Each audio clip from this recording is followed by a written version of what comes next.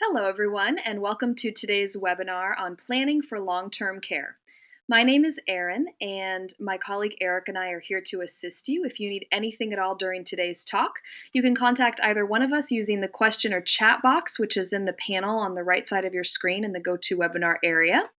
Our presentation today will last about 45 minutes, and then we'll have a live Q&A with our expert at the end. So please submit any and all questions that you have for Heather as she talks, and we'll gather those up and pass them along during that session. I also want to note that we do record this and make an archive version of the session, and you will receive a link to that recording and a copy of the presentation in an email that we'll send as a follow-up on Monday afternoon. And before I hand the presentation over to our expert, I want to tell you a little bit about Heather Chubb. Heather is a life transitions lawyer based in Sacramento, California area, dedicated to helping individuals and families make the best possible legal decisions for themselves and those they love. Unlike many estate planning attorneys who only focus on planning for death and taxes, Heather focuses on protecting your assets, wishes, and decision-making capacity today so that you can have a more independent, worry-free tomorrow. Heather is a member of the State Bar of California Trusts and Estates Section, Wealth Counsel LLC, a national organization of trusts and estate attorneys, the National Academy of Elder Law Attorneys, and Elder Care Matters Alliance.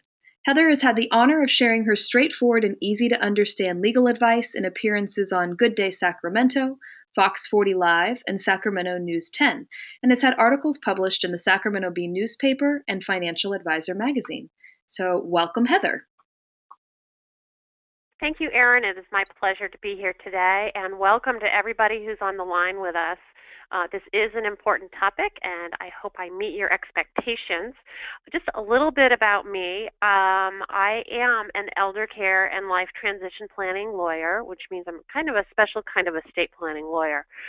Today I want to share with you some information that will become essential to helping you plan for long-term care, whether it's for your own care or you're helping care for parents or other loved ones. But before you dive in, I want to tell you kind of my story to help you understand why I'm so passionate about helping people with this in this area. Not only am I an attorney, but I am a wife and a mother. I have two boys. They are 10 and 16, so I am busy.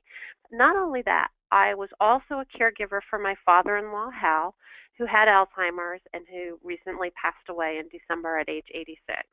So in my own family, I've seen how the best laid plans left to sit on a shelf and gather dust just don't work as expected and cause unnecessary stress. And that story started a few years ago when my mother-in-law, Pat, became very ill, and we received a call to rush to the hospital. They lived 3 hours away. At the point that we came to the hospital, Pat was unconscious, and she remained that way for the next 4 weeks until she passed away. Pat and Hal had an estate plan in place. They paid a lawyer several $1,000s to create it. I knew where their fancy binder was kept because Hal showed it to me one time, but I was never given the opportunity to crack open that cover and take a look inside until now. What we discovered was a hole in their plan that was created because of a change in the law. This change made it extremely difficult for the kids to talk to Pat's doctor to really find out what was going on. And also, Hal, as the primary decision maker, was completely overwhelmed with the prospect of losing his soulmate of 50 years. He was named as that decision maker. We were finally able to talk with the doctors and help Hal make hard decisions, but it was a lot more complicated than it needed to be. From the experience with my mother-in-law, I vowed I'd push a little more and be more involved to make sure that things got done right. It also affirmed most of the way I already ran my practice, but I realized there were things that I needed to change. So I stepped up communication with my clients and refined the updating process to make it easier to help clients control costs while getting access that they needed.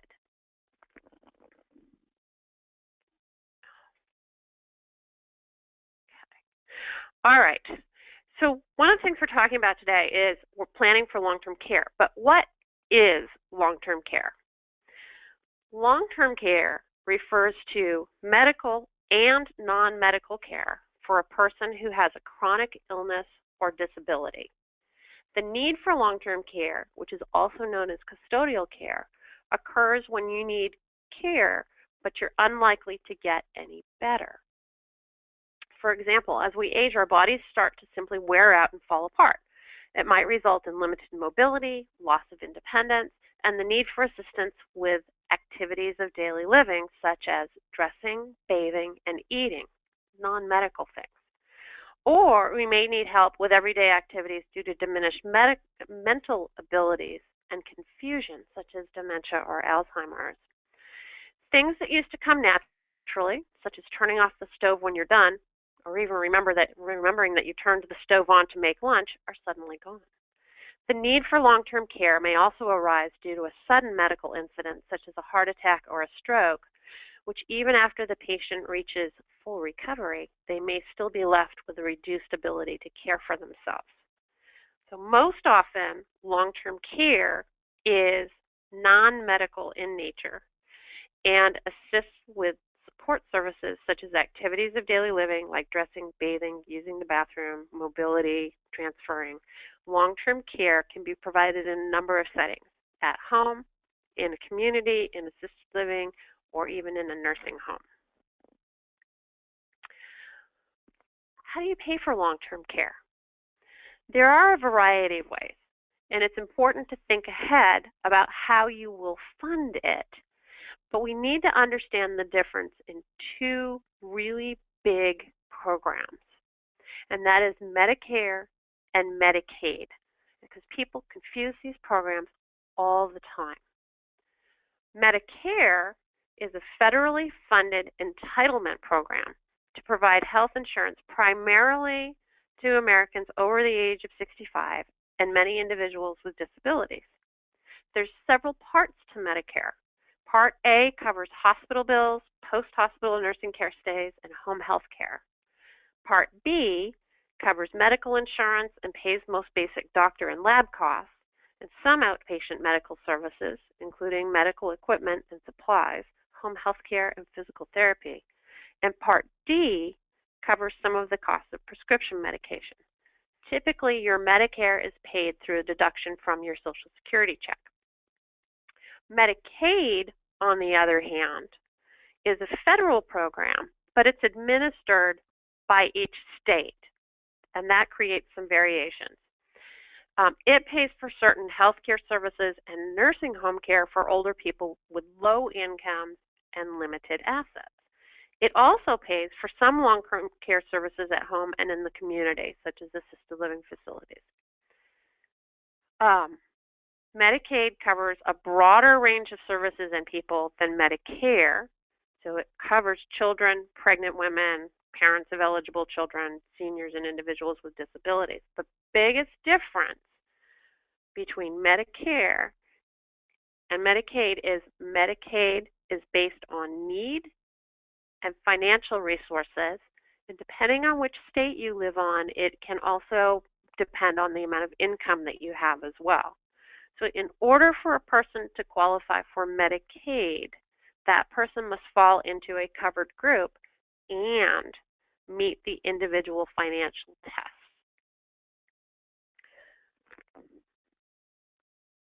Okay. So Medicare, that's like your primary health insurance. And it doesn't pay for help with activities of daily living or other care that most people could do themselves or that could be provided by a family, so that custodial or non-medical care. Medicare only covers a small amount of nursing home care and only under limited circumstances, making the hope of Medicare paying for long-term care quite difficult.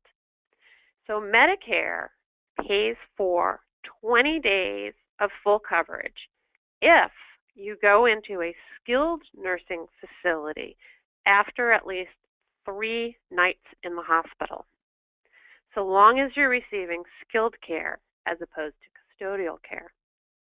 If you still need skilled care after the first 20 days, you can get up to an additional 80 days of partial coverage from Medicare. So there's a copay at that point. And when Medicare coverage ceases, then you have to pay out of pocket open your wallet wide unless you have private long-term care insurance or you qualify for Medicaid benefits. So if you need custodial care rather than care associated with an injury or illness, Medicare won't pay a dime.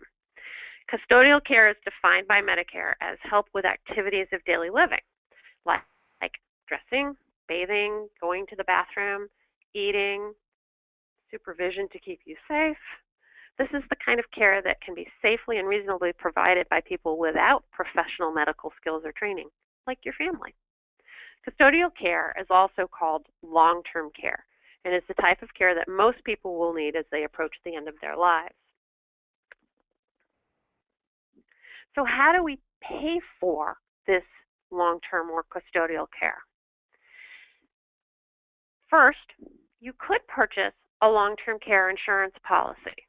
That is, provided that you're healthy enough and can afford the premiums. Those policies can cover care in a variety of situations: at home, assisted living, board and care, and skilled nursing. The older you are when you apply for coverage, the greater the premiums are going to be. Second, you can open your wallet nice and wide and pay directly out of your pocket. That is going to make your wallet shrink really quickly. Custodial or long-term care is going to run you $2,000 to $15,000 a month. Most of us just can't afford that. Finally, if you qualify, Medicaid will pay for your care under certain circumstances. So Medicaid primarily pays for care in a skilled nursing setting. That's generally not where people want to be. Most people would prefer to be in assisted living or perhaps a board and care or even at home. Under some of the state programs, Medicaid will pay under certain circumstances for assisted living and for in-home care. But all of those services are based on the medical need and the financial eligibility requirements. If you or the person who needs care is a wartime veteran, there is a special program available through the Veterans Administration to provide benefits to that wartime veteran or their surviving spouse to help pay for medical care. The program is generally referred to as aid and attendance. Its real name is improved pension. It is based on having medical needs, or at least medical expenses, and there are definitely financial eligibility requirements. You cannot have too much income. They define income in a very interesting way. And you can't have too many assets. So unlike Medicaid, there are no bright guidelines for financial eligibility for veterans benefits. It becomes trickier to qualify.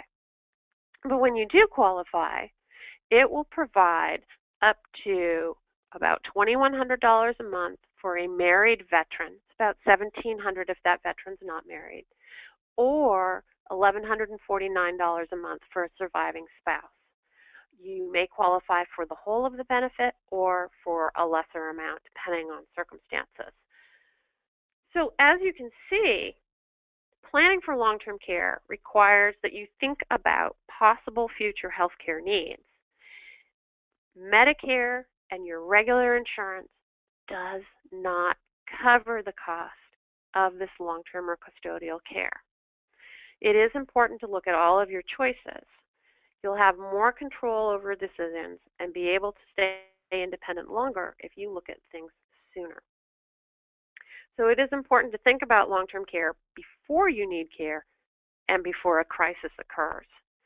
Even if you plan ahead, though, making long-term care decisions is very difficult. So let me share with you Elizabeth's story. Elizabeth's daughter, Sarah, called my office in a panic. Her mom was in the hospital after having a heart attack. Sarah was told that Elizabeth needed to go to a nursing home for rehab. And depending on how she recovered, she might or might not be able to get back home. The hospital wanted to know what nursing home Elizabeth wanted her transferred to. Elizabeth is an 85-year-old widow, and Sarah is her only child. 5 years ago, Sarah moved in with her mom, and she assists Elizabeth with paying the bills, grocery shopping, laundry, taking her to doctor's appointments, etc. Sarah is 62, and she still works part-time at a local office. First of all, Sarah asked me how to pick a nursing home for Elizabeth and which one I'd pick if Elizabeth was my mother. So I gave her some guidelines to look at, and I told her that she needs to go actually physically visit these facilities. The social worker at the hospital usually gives recommendations as well. Just because the hospital is giving a recommendation does not mean that Elizabeth must be discharged to that facility. So you want to find one that you like. Sarah further explained to me that Elizabeth only has $1,500 a month income from Social Security. She has about $75,000 in savings, but she does own her own home. Elizabeth was very stressed about the cost of her nursing home care and afraid she'd lose her home because of it.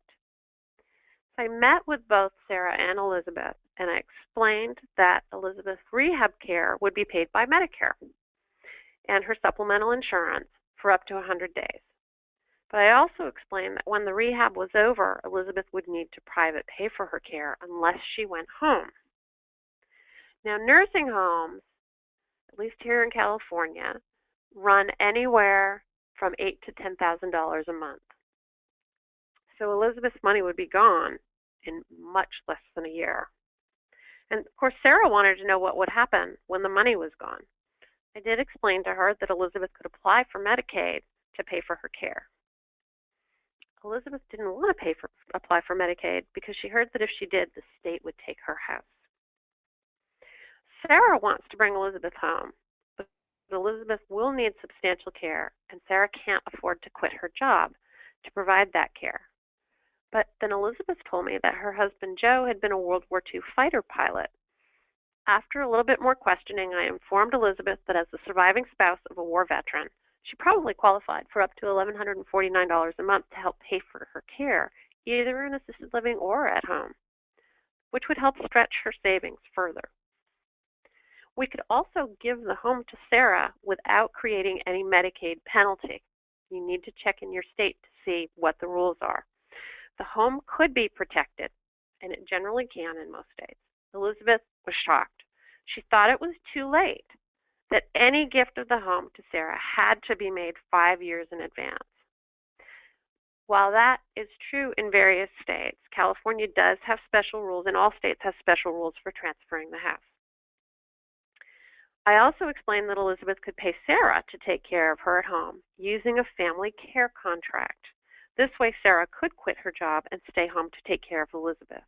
The VA money could be used to pay for Sarah.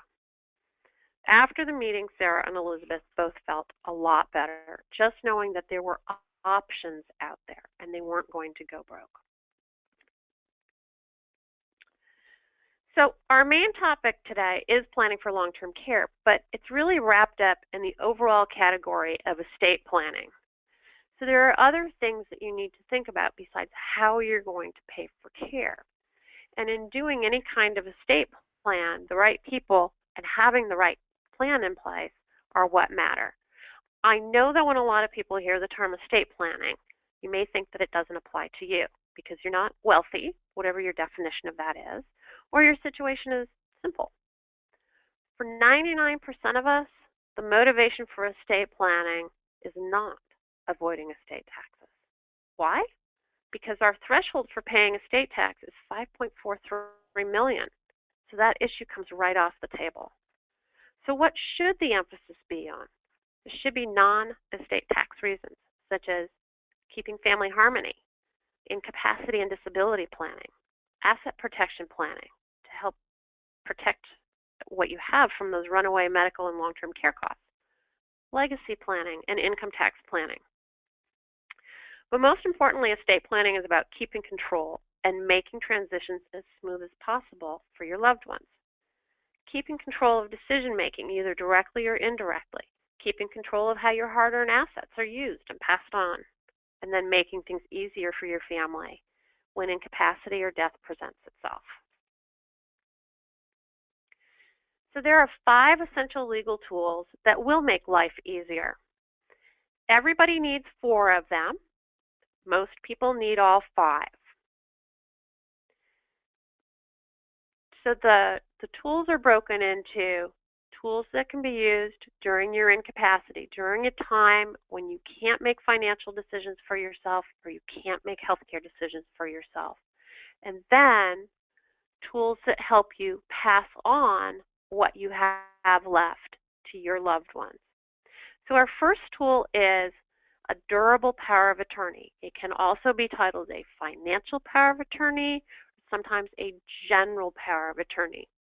What any power of attorney does, it allows you to name somebody else to step into your shoes and take actions for you. So you are giving, this document gives them the legal authority to do that. The word durable is very important because when a power of attorney is durable, it means that those powers that you've given continue to be valid even after you're incapacitated. And that's generally when we want to use these things to allow somebody else to do things. So it must be a durable power of attorney. Otherwise, all the powers are going to terminate when you become incapacitated. There are a couple of types of durable power of attorney. There is a statutory one. Each state has their own version of what they think is important to put into a financial power of attorney. You can look in the probate code and find that statutory power of attorney. They tend to be somewhat limited, although they could be useful. Probably more useful is to do a custom power of attorney to make sure that all of the issues that might need to be addressed are addressed. Custom power of attorney is usually created by an attorney. You would work with an attorney to do that. I also put on the list something I call a powerful power of attorney, which would be a custom power of attorney. What makes it powerful is 2 very important but very scary powers. One is the power to give your things away. Generally, we don't want to do that. It's all about us. But there are certain instances, like when we need to plan for long-term care, that we may need to give our stuff away. The other one is going to be the ability to create trusts on your behalf. So that makes a powerful power of attorney. And then you'll see I have springing versus effective immediately. So a power of attorney could be effective. Those powers come to life the moment that you sign that document. That's like giving somebody a blank check. So I generally don't recommend that unless it's for unless there's a good reason for somebody to be able to take over right away. Normally, a springing power of attorney is what you want. Those powers don't turn on or come to life until you've been determined to be incapacitated. Your power of attorney should specify in it the definition of incapacity and who's going to make that determination. Typically, we want a written letter from one doctor. Other variations require letters from 2 doctors. That can be difficult to meet that standard given how our insurance works. Sometimes you will see it has to be a court determination. I would stay away from that. We want things to be private. Anytime you're involving the court, it's more expensive. So generally triggering that power of attorney starts with the doctor's letter. So which kind of power of attorney is right for you will depend on your circumstances. Our next tool that everybody needs is a healthcare power of attorney, also called an advanced healthcare directive.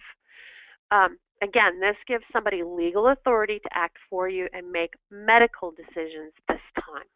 These powers are broad. They include being able to make doctor's appointments for you, get medical results for you, all the way to making those end-of-life decisions. Sometimes the person you're giving this authority to is called the agent or perhaps the healthcare surrogate, depending on what state you're in. And again, various types. There could be a statutory one. You could have a custom one. A lot of hospitals have their own healthcare directives. The problem with the hospital healthcare directive is it may not be broad enough for you. It may not allow you to do enough things that you need to do, and it may be specific to that hospital only. Why do I have a picture of a young person here? Because healthcare directives are important for everybody. This young lady's name is Terry Schiavo, and she was in the news a number of years ago. At the age of 29, she sustained a brain injury, and she was in a vegetative state for 15 years, lying in a hospital bed, while her parents and her husband fought over what to do with Terry. Should they stop the fluids and nutrition that were being provided to her, which were really keeping her alive?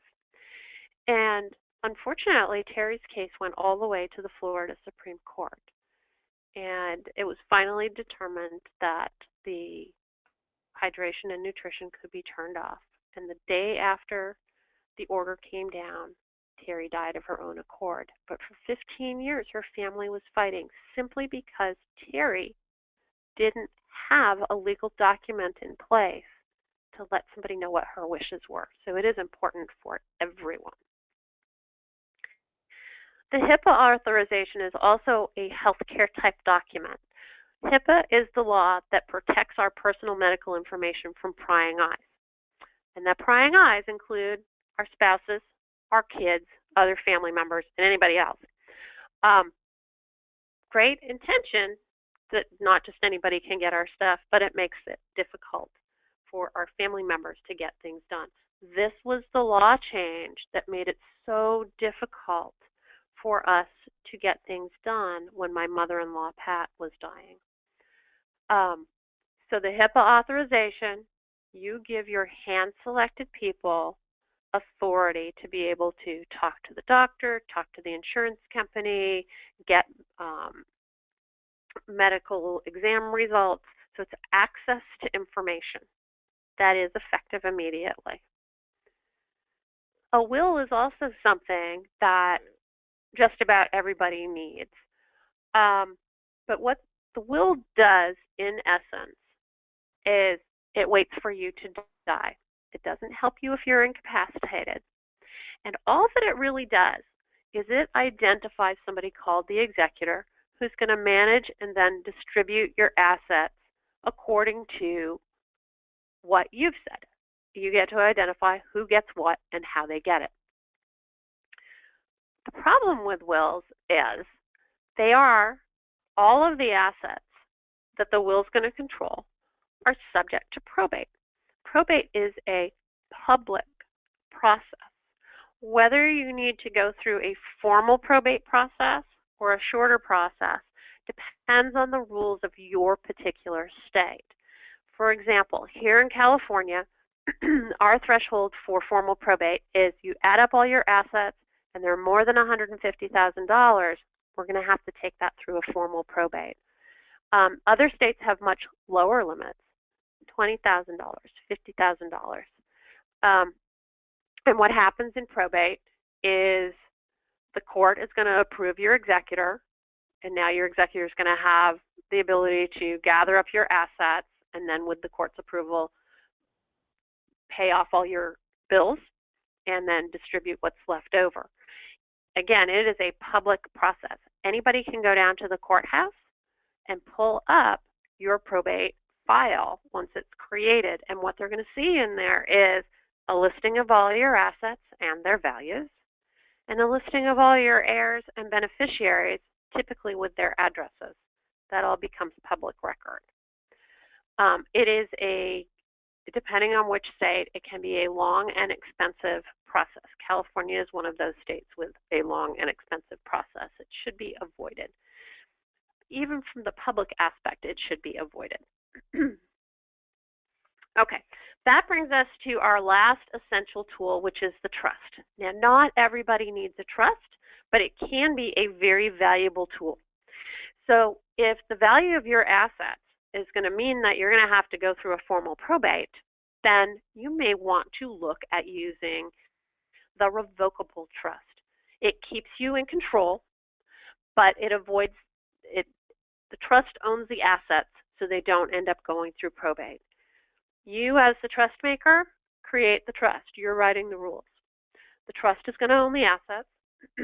You are going to be the manager of those assets, or the trustee. And the assets are always managed for the benefit of the beneficiaries. That's you as well. So you have complete control. Whatever you can do with the assets when they were outside of the trust, you can do with them while they're inside of the trust. And you get the advantage of, if you become incapacitated, you are naming somebody who's going to step into that trustee role and be the manager. You're still the beneficiary. So it's an easy way for somebody else to take over control. It's easier to use than the power of attorney. You still need both. And it can be a really great tool for keeping control. If, however, what you are trying to do is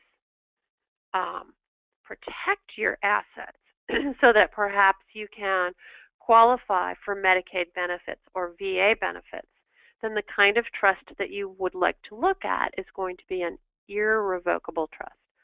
Irrevocable means you can't make changes to the terms of it once it's set up, unlike the revocable trust, which you can change the terms at any time. The other difference with the irrevocable trust is you're still the trust maker. You're still writing the rules, but you can't be the manager most of the time, and you can't be the beneficiary. So you are giving up control. Remember, we're using this so that we can have protection for our assets. So we've exchanged the control for the protection. Has to be the right situation to do that, but this may be an important tool in your tool belt. Okay, now that you know what the tools are, things can still go wrong.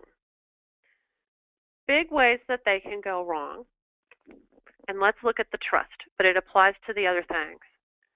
So, biggest way that things go wrong is failing to update your plan for changed circumstances. What kind of circumstances are we talking about? Well, maybe your wealth has changed. Maybe you got a windfall and now your estate is much larger, and you do have an estate tax problem. Okay. Probably what might be more likely to happen is now you're moving into the phase where you need long-term care. Your plan needs to change. The other thing that happens when you don't update is your plan may be out of date because the law changed on you. Remember when HIPAA came in, it made it hard for us with PAT? Or maybe something has happened with the people that you've named as your trustees or your financial agents or your executor. Maybe it's not the right person anymore. Something's happened with that relationship. Something has personally happened to them to make them no longer the right person. So if you don't update your plan and your trust, it's not going to work the way you want to. Second way that we end up with problems is not owning assets in the right way. So if you have a trust, you want the trust to own all of the assets that it's appropriate to own, which would be everything except for your retirement plans, which must continue to be owned by you as an individual. But even with the retirement plan, now you want to look at who are the right beneficiaries for that plan, and you want to coordinate it with the rest of your plan. So say that you have a child with special needs and you've created a special needs trust for them within your plan. You would not want to leave your retirement account to them outright. It would upset their eligibility for benefits. But the bigger part of failing to own assets in the right way is, even if you have a trust, if you have enough assets outside of the trust, you may trigger probate. Or maybe they're owned jointly with somebody. A lot of people like to put their kids on their bank accounts or their houses. There are some real disadvantages to doing that. It seems like an easy way to transfer things, but it comes with a lot of strings. The second mistake that we have is using form documents. Remember, I talked about the statutory power of attorney, statutory advanced health care directive. They might be fine. With any form document, it's somebody else's idea of what might be right for you, so you're being put into a box. Understanding what those documents do and don't do will allow you to figure out whether that's a mistake or not. Choosing the wrong trustee. I see this really frequently. Client comes in, they've named their oldest child as the trustee. They named their kids in age order, descending age order. And I get to talking to them about who their kids are, and I find out that this older child has had 2 bankruptcies, 3 failed marriages, and doesn't have 2 nickels to rub together. This is the person they've named to be able to run their finances if they're incapacitated, and the person that they've named to be in charge and distribute assets when they pass away. I will tell you, that is a recipe for failure right there. Those assets may be too tempting for that child to do the right thing. So we want to make sure we thoroughly think about who we are naming in these positions of trust and make sure that what we're asking them to do matches up not only with their abilities, but with who they are as well. Okay. Thinking that your revocable trust protects you from creditors. It does not. The revocable trust, remember, is a great tool for keeping control. Because you keep so much control, creditors can look right through that trust and grab those assets just like they could when they were on the outside. So it's great for keeping control. It does not provide any special protection. It also doesn't escape estate taxation either. For most of us, we don't have to worry about that. So it's probably not going to be a big mistake for most of us, but just know it's still subject to estate taxes. Bigger mistake is thinking that, again, your revocable trust will protect your assets if you need Medicaid. It will not. The Medicaid eligibility people know that if it's in a revocable trust, it's the same thing as being in your name, and that is going to be a resource or a countable asset for eligibility purposes. So an irrevocable trust would be the better choice if we're looking at Medicaid. And I think number 8 is probably the biggest mistake, not understanding how your trust and other legal tools work, and then also thinking that things will take care of themselves. I have seen a number of plans where husband and wife created a joint trust. Husband dies, wife goes on with her life, not realizing that that trust had some planning features in it that actually added some asset protection. And now she needs Medicaid, we haven't done anything, and it doesn't work. So your trust includes a lot of instructions, but it needs the trustee to actually read those instructions and carry them out. If you don't do that, you could be losing thousands of dollars. Okay, another example regarding updating. This is Tom, and his daughter Joan came to my office for help. Tom had been living on his own, but he'd been diagnosed with Alzheimer's, and Joan had noticed that Tom wasn't taking care of himself. He wasn't eating right, he was forgetting to turn off the stove when he did prepare a meal, but most frighteningly, he wasn't taking his medication consistently. And that medication was needed to help with heart issues, diabetes, and cholesterol. Joan knew she couldn't take care of her dad. She had a full-time career, and she lived an hour away. And she also felt Tom needed more care than she could provide. So she wanted to know, how do we pay for care? Tom had income of about $3,000 a month, $40,000 in the bank, and he did own 2 pieces of real estate, his home and a vacation home. One thing he didn't have was long-term care insurance. So we talked about the 2 remaining ways to pay for care. Private pay, let's just open up Tom's wallet, or Medicaid. But since Tom didn't have capacity, I had to ask a lot of questions about Tom's estate planning documents, which he did have. Tom and his wife, Mary, who had passed away previously, had created a living trust, also known as a revocable trust, healthcare directives and powers of attorney in 1997. The plan was never updated. When Mary died, they figured things would happen automatically and never even looked at the trust. Upon review, I discovered that the trust and the power of attorney had not even considered the issue of long-term care planning. Not that uncommon. The plan was created primarily to make transfer of assets on death easier and didn't contain some critical authorizations that were necessary. Because Tom was incapacitated, he couldn't be the decision maker to transfer assets to get him in a position to qualify for Medicaid. So without the critical provisions in either the trust or the power of attorney, all we could do was get assets into Tom's name and give away a little bit each year, which was a fraction of what was needed to qualify him for Medicaid. Going to court was another option that we looked at, but in general, the courts aren't friendly to the idea of giving away assets to qualify for government benefits, even though it is perfectly legal. In addition, courts are slow, and Tom was declining rapidly. So Joan was stuck. She didn't have a lot of options. Her option was to sell one of the pieces of property to pay for Tom's care. And once his assets were gone, then Medicaid would start picking up the tab. Now, while Joan was fine with this, she wanted to do what was best for Tom. She would have been very happy if it was possible to preserve some of what Tom worked so hard to create. So how do we get a plan that really works? Part of it is having some critical conversations. You recall at the beginning I told you about my in-laws, Pat and Hal. Many of the issues we ran into could have been avoided if the family had been a little bit more open and communicated better. And this was a great family. We had great communication. But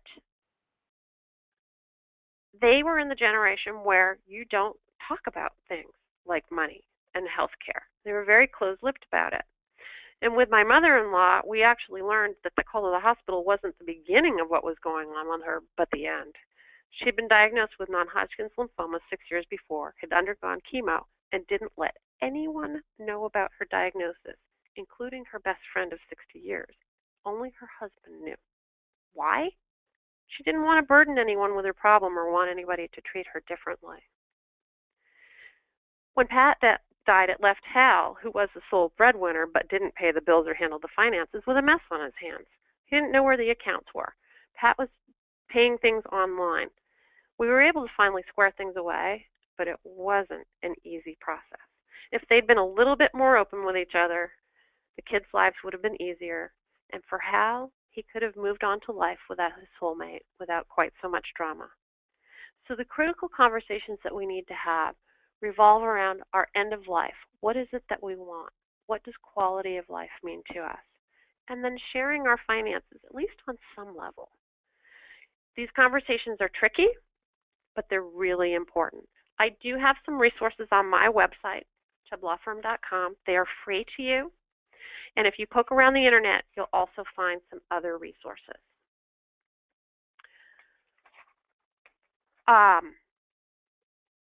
Over the years, I've come to realize that by planning ahead and helping our parents comes down to a few key ideas that I call the R.O.C.K.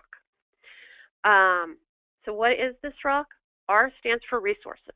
You have to have or be able to find the right resources, legal, financial, healthcare, and support for dealing with long-term care. O stands for organization. When you take on helping someone else, you must necessarily become organized. You need to know what you have, where to find it when it's needed. You need to understand both the big and small pictures of the situation, and you need a team of professionals and family members. Professionals include doctors, geriatric care managers, care facility staff, elder care or life transition lawyers, and a financial manager. The key, I really think, is C, communication. None of this happens if you don't open the lines of communication. At first, and if done wrong, it may seem like you're just being a nosy kid if you're trying to help your parents. Conversations aren't easy. They may be filled with emotion, but that's okay. You need to understand who your parents are or the person that needs long-term care, what's important to them when it comes to their care and quality of life. It's true whether parents or yourself are struggling with aging issues or still young and healthy. A health event can happen at any time. A car accident can happen at any time and throw us into a long-term care crisis. Sometimes you plan for the unexpected and it doesn't happen. We call that insurance. But sometimes it does, and you can't take an ostrich in the sand approach. It just leads to chaos, hurt feelings, and a big mess. So open the lines of communication early, keep them open over time. And finally, we get to K, which is knowledge. What all of it comes down to is building a base of knowledge. Knowing where to turn, who to ask is the big part of the process. So there are 7 steps to building your R.O.C. First, have those tough conversations with your loved ones about your wishes or their wishes for care before a crisis hits. Have the right tools in place and understand how they work. Don't forget to update that plan. Choose the right people for the job. Don't plan just for death or not at all. Protect your rights if you become disabled and avoid making big money mistakes. You do that by having the right plan in place and working with the right people. Okay, I think I'm running a little over time. I do want to do some question and answer, so I'm going to turn it over to Erin. Great, Heather. Thank you so much. We already have some great questions in, so we'll jump in and get started. And for all of you on the line, if you have anything that you would like us to pass on to Heather, just use your questions box on the right-hand side of your screen. So, Heather, our first question is, if you have no one in your life that meets the criteria to be a suitable trustee, would you leave that to a law firm to handle? That is a great question that I tackle with clients all the time. Unfortunately, there are people that are in that situation. So when we don't have a trusted family member, we need to look to some sort of professional to handle it. Yes, there are law firms who can fill that position. Sometimes CPAs will take on the financial positions. And there are also professional private fiduciaries that can handle those issues as well. When you create your plan, the attorney that you work with should be able to discuss all of those options with you. There are also bank trust departments that can handle the financial issues, provided you meet their asset guidelines. And so there are options for people that don't have a family member in their life. Sometimes they may have a trusted friend who could step in as well. Great, thanks, Heather. Next question. Do you know if the veteran benefits you discussed are available for all veterans or only those who served during times of war? The benefit that I discussed is available only to our wartime veterans. And the VA has specific dates for the various wars. So it covers World War II, Korea, Vietnam, all of the Gulf Wars, and through today. And so there are service requirements with that. Typically, 1 day of active duty during a period of war, and then 90 days of active duty. As you get to some of the newer wars, it's a year of active duty. But so it does not cover all of our veterans. It is specific to wartime veterans. Great, thanks, Heather. Our next question is, how often should these various documents be updated, and where should I keep copies and how many? This is one of my favorite questions, and it comes up all the time. I do recommend that you look at your documents every 3 to 5 years, and that's generally a pretty typical window when something's going to happen that you do need to address. So at least blow the dust off, take a look at them, see who the people are, look at the structure. As far as where to keep them, I do recommend you keep them at your home. We actually give our clients a big organized binder. It's about a 2-inch binder, so it takes up a bunch of shelf space. But when you need to use these documents, you need them to be available. It's not something that people are typically going to steal. We don't have to worry about that. But they do have to be fairly handy. I would stay away from putting your original documents in a bank safe deposit box because then you have access issues. A, you're relegated to bank hours. B, you better have the key, or the person that has the key better be on that box. So I would keep them at home. I would let your hand-selected people know that you have created the plan, and anybody that you've named as your healthcare agent, or I would give them a copy of your healthcare directive, and anybody that's on your HIPAA authorization, I'd give them a copy as well. They'll need those to step in ASAP. Great, thank you. Our next question is, where can we find specific state information for the documents you mentioned?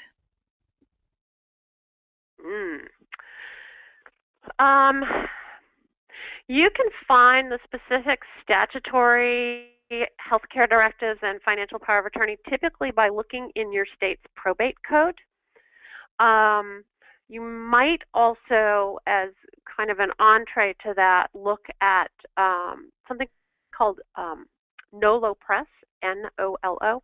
They do a lot of do-it-yourself legal documents. It might be a place to start to kind of educate yourself.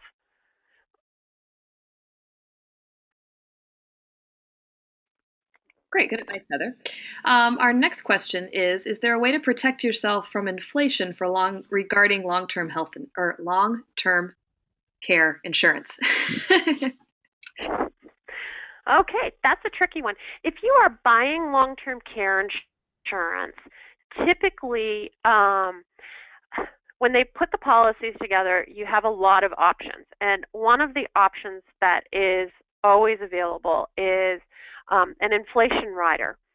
So you can pay a little bit more, and the benefit that you've chosen, say you chose $150 a day, it will be increased each year for inflation when you buy that rider. If you don't buy the inflation rider, then your benefit is whatever it started out to be. So that's the best way to hedge against inflation, but you'll have to see what the difference is in the premiums by having that rider.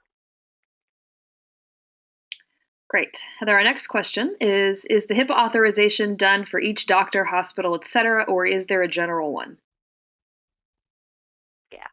When you do your HIPAA authorization, you do have the ability to do a general one that will cover all the doctors, all the hospitals. You have probably already signed HIPAA authorizations at those individual medical providers, but it's going to be specific to them. So it is best to have a general one, and then you can present that to them.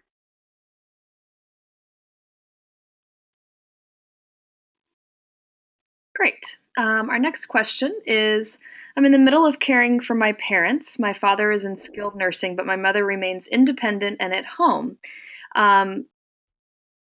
We will have no choice but to apply for Medicaid shortly. Will my mother be allowed to keep her small Social Security check, or will both his and her checks be combined and used by Medicaid to cover the cost of my father's needs? This is a great question, and the answer is a little tricky because each state runs their own Medicaid program. And I could tell you in California what the answer to those questions is, but I can't tell you for any other state.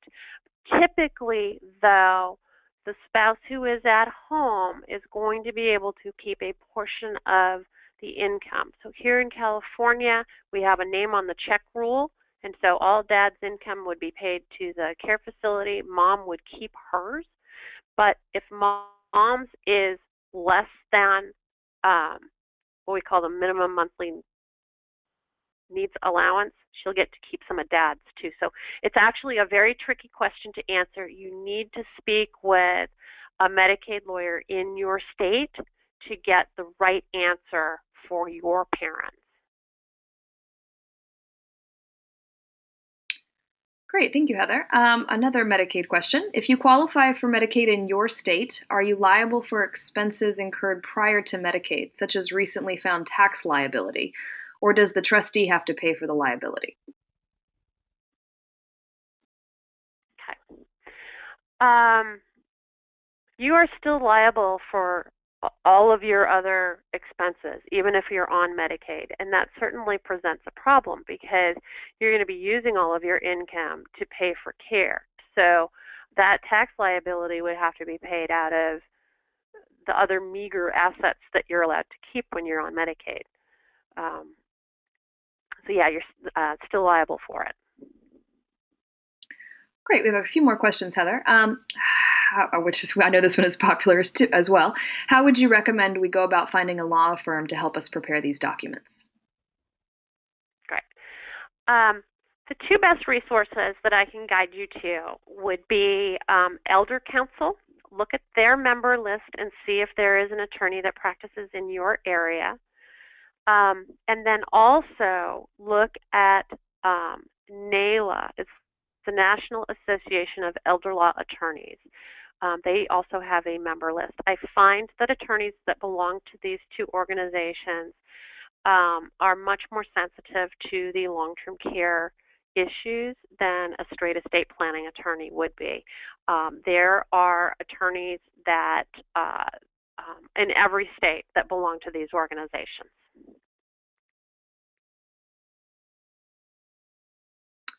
Great. And we'll put those in the chat box as well if anybody has a question about how those are spelled.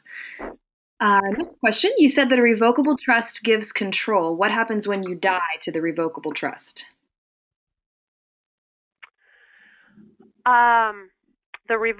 When you die, the revocable trust actually then becomes irrevocable.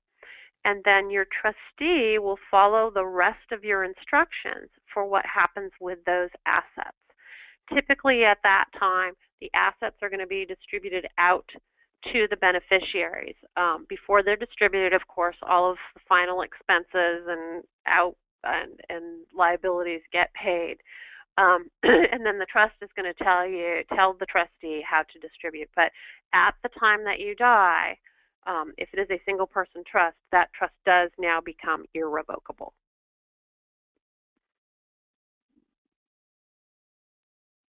Great. And Heather, let's end with one final question here. Thank you so much to everybody. We have so many good questions.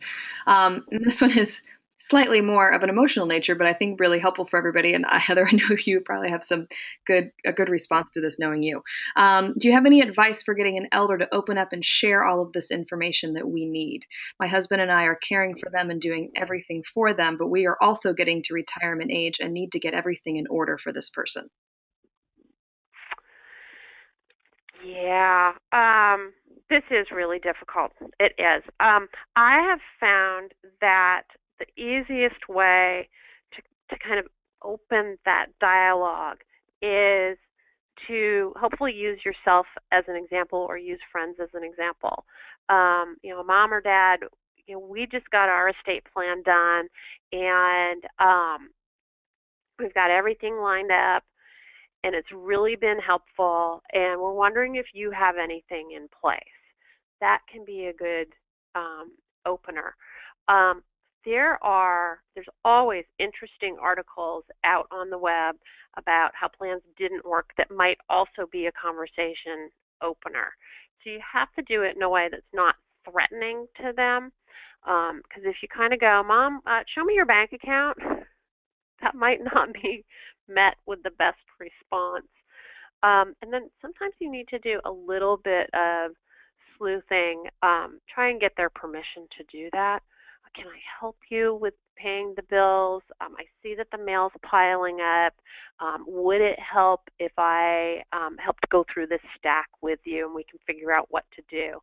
The mail stacking up is one of the very first telltale signs that something's not going right. So those might be conversation openers for you. And best of luck with that.